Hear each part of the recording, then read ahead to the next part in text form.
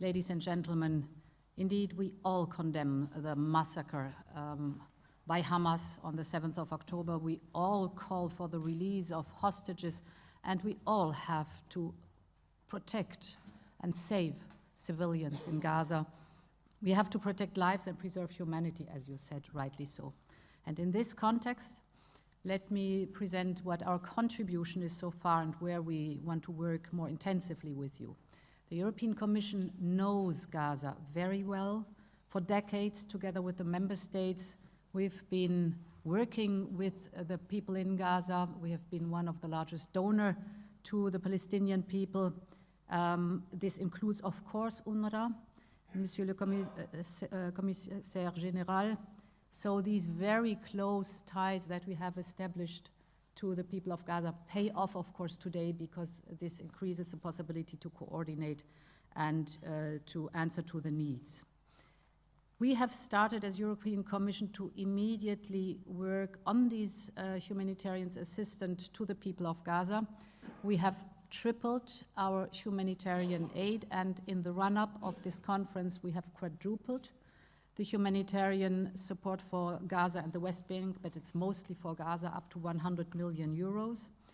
And we have launched logistical support to Egypt. Egypt has designated Al-Arish Airport in the north of Sinai as a logistical hub. So here we're also working to support and increase the logistic capabilities of this hub. Indeed, Mr. President, as you said, we have launched a humanitarian air bridge. So far, 8 flights have been completed, carrying more than 370 tons of medicines, water, and sanitary items, and we are preparing flights on almost a daily basis. We have made a good experience by establishing a coordination cell with the International Federation of Red Cross and Red Crescent. And we think, and that's what we're doing, that donations should be channeled through this platform to have an optimum of coordination.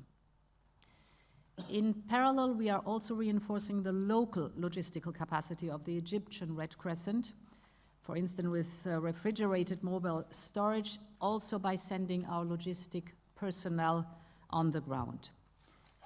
Most of our cargoes have already reached Gaza by truck through the Rafah border crossing, but as almost everyone said here, the volumes remain too small to match the massive humanitarian needs. So while we fully support to increase the capacity of aid delivered through Rafah, and this is our first priority, we also need to look urgently as additional routes. So it was called more than one entry point. And this is why we very much welcome and work very closely with President Nikos Christodoulidis from Cyprus to establish a maritime corridor. I think this would guarantee a sustained, a regulated, and a robust flow of aid. Mr. President, you will certainly detail, so I don't have to prolong my comments here, but full support from the European Commission with all the logistics and the possibilities that we have. We will, of course, continue to help evacuate injured Palestinians who received medical assistance in Egypt. This includes also providing medicines and medical equipment to Egypt. This humanitarian effort goes hand in hand with the work to avoid a spillover in the region, and therefore we are also working to give strong support to the region.